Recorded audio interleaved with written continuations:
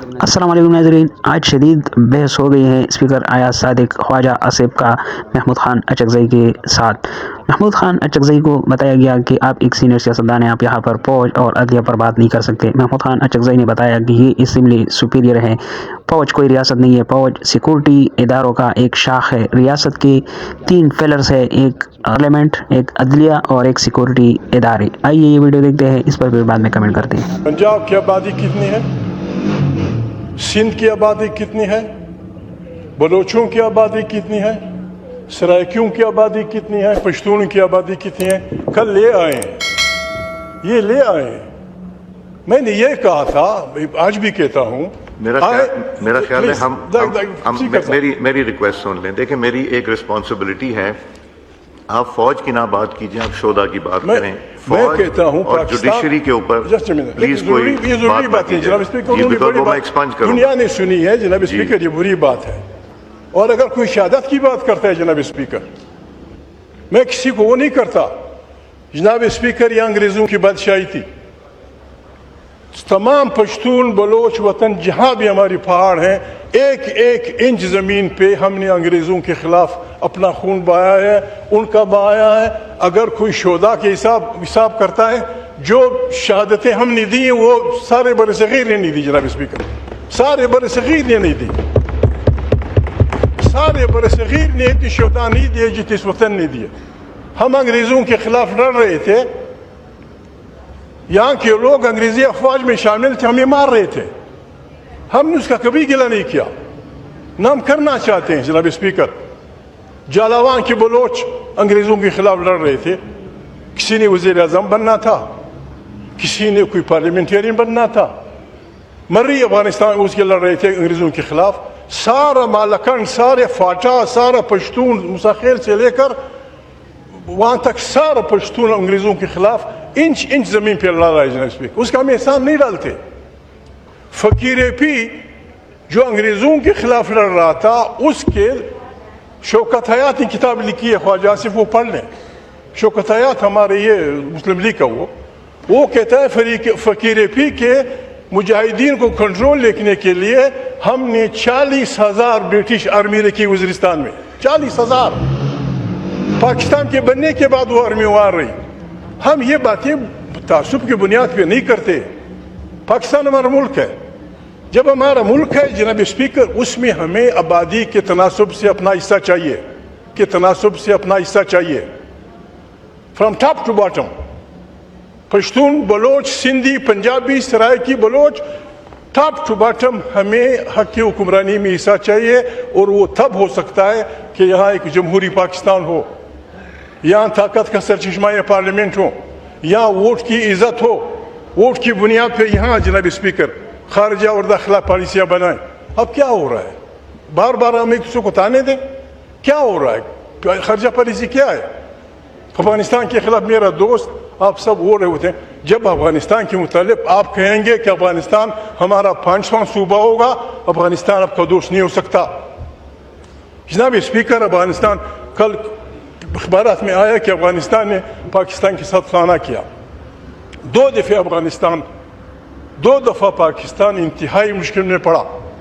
1965 وار میں جب آپ ہندوستان سے لڑ رہے تھے، ظاہر شاہ نے ایوب خان کے اولاد بھی بھیجا کہ بھائی ہندوستان سے ہمارے تعلقات اپنے طور پہ، لیکن بسم اللہ آپ لڑائی لڑیں، ہم پیچھے سے چھری نہیں گھومیں گے۔ بنگلہ دیش کی لڑائی کے دن بھی افغانستان، یہ جو جناب بھٹو صاحب ریکارڈ پہ ہیں، جب افغانستان نے آپ کے پاس آدمی بھیجا کہ آپ جانیں، آپ کی لڑائیاں جانیں، ہم جانیں، ہندوستان سے ہماری دوستی جانیں، ہم آپ کے خلاف نہیں آئیں گے۔ یہ 2 ایسے موقع تھے جہاں افغانستان یا خدا نخواہ پشتون یا بلوچ سب کچھ کر سکتا تھا۔ دے آر مسفٹ پر یہ چیزیں نا، اس کے نتیجے میں جناب اسپیکر بنگلہ دیش، جناب اسپیکر میں وہ نہیں ہوں، میں اپوزیشن لیڈر کے علاوہ جناب اسپیکر میں اس ملک کا باسی ہوں۔ کیا بڑی تھی ہمارے بزرگوں کو؟ جناب اسپیکر، ایوب خان کے سارے 14 سال میرے والد نے جیل میں گزارے۔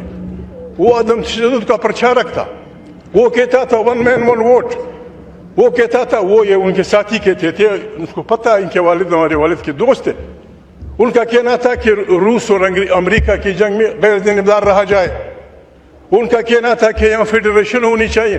जो बातें हमारे बुजुर्ग कहते थे, आपने हमें मार के जेलों में डाल के वो सब मान ली, फिर हमारी तकालीफ किधर गई? हजारों का साल जेल। आप अगर जमा करें सिंधी बलोच सियासी कारकुनों को, आपने हमें हजारों साल जेल दी। इसलिए दी कि हम जमहूरियत चाहते थे, इसलिए दी कि हम वन वोट चाहते थे, इसलिए दी कि हम पार्लियामेंट चाहते थे। अपने वो सारी बात मान ली, लेकिन हमारे बुजुर्गों के हजारों साल जेल गए। जज्बात की बात नहीं होगी। ख्वाजा आसिफ भाई आए पाकिस्तान को बनाते हैं। अगर मेरी बात गलत है आप कल जाके देख लें। पश्तून एक तरफ आप कहते हैं दहशतगर्द है, उन्होंने दे दिए, एक मिनट बस जी स्टेटिस्टिक्स दे दिए, मैं कह रहा हूँ एक मिनट उन्होंने रिटर्न जी बात करें आप, एक मिनट बस। जनाब स्पीकर, एक तरफ आप कहते हैं पश्तून दहशतगर्द है, आपने उनको बाकायदा इक्तिसादी खुदकुशी कर दी उनकी। अफगानिस्तान की सिरे से लेकर खैबर तक आपने वो कर दिया। मेरा भाई कह रहा था तेल स्मगलिंग है। यहाँ कमेटी बनी, यहाँ दो कमेटियों का मैं जिक्र करूँगा। आप कस्टोडियन ऑफ द हाउस हैं जनाब स्पीकर। एक कमेटी बनी मुशाहिद हुसैन और वसीम सजाद की सरबराही में। उस कमेटी ने डिक्लेयर किया कि चरस, स्मगलिंग, हीरोइन और असले के अलावा अफगानिस्तान के साथ सब कुछ तजारत है। पढ़ लें, मुशाहिद जिंदा है, बुला लें उसको। कमेटी बुला ली हाउस की। उसने ये उन कमेटी ने लिखा कि नशे मवाद की लाना, ये उसको फलाना और असला लाना, इसके अलावा अफगानिस्तान के साथ सब कुछ तजारत है। ये उस कमेटी का है। दूसरी कमेटी आपने बनाई, मियाँ नवाज शरीफ साहब जनाब स्पीकर वज़ीर आज़म थे, MQM के साथी हमारे साथ थे, मुस्लिम लीग के हमारे साथ थे, इमरान खान हमारे साथ था, मैं था, पाकिस्तान की तमाम पार्टियां थी, मौलाना फजल रहमान थे। अफगानिस्तान के लोगों को सिटीजनशिप देने की बात थी। उस कमेटी ने यूनानिमसली, हसन बजिंजो भी थे, उस कमेटी ने यूनानिमसली लिखा कि जो बच्चे अफगानिस्तान के पाकिस्तान में पैदा हुए हैं उनको सिटीजनशिप दी जाए। मुझे खुद नवाज शरीफ जिंदा है, मेरा दोस्त है, आपका भी दोस्त है, लीडर है आपका, मैं भी उनको लीडर समझता हूँ। उससे पूछें, उसने मुझे यहाँ तक कहा कि महमूद भाई इसमें कौन सी बुरी बात है अगर जो सारे अफगान यहाँ आए हैं उनको हम सिटीजनशिप दे दें। आपने जिस बेइज्जती से अफगानों को निकाला है, इस तरह जिंदगी होती है। आपकी पार्लियामेंट ने कहा कि उन बच्चों को सिटीजनशिप दे दो, उस कमेटी का क्या बना? ये सिर्फ इसलिए होगी कि फलाने आदमी ने जो मार्शल लगाया, ये पार्लियामेंट एब्जॉल्व करती है, उसकी गुनाह माफ करती है। नई पार्लियामेंट को हमने ताकत का सरचश्मा बना। हमारी क्या है जिंदगी? वो जो पाकिस्तान बनेगा तो जमहूरियत के जरिए बनेगा। आईन मुकद्दस है, पार्लियामेंट मुकद्दस है। इसकी ताकत के लिए आसिफ भाई क्या चाहिए? अब अनकंडीशनल सपोर्ट, हमारे सारे वोट आपके। आप यहाँ जब बैठ के अपने पार्लियामेंट के पर काटते हैं, वोट दे के 26वीं तरमीम, 27वीं तरमीम, अब 28वीं की तैयारी हो रही, कौन बनेगा? क्यों गड़बड़ कर रहे हैं आप? क्यों उस मुल्क को तकिए रहे खान जंगी की तरफ? बस ये हमारा स्टैंड है जनाब। मैं पागल नहीं हूँ। हर वो आदमी, हर वो जज, हर वो सियासी आदमी जो आइन का एहतराम करता है, आइन उसकी बालादस्ती पे यकीन रखता है, उसको हम सलूट करेंगे।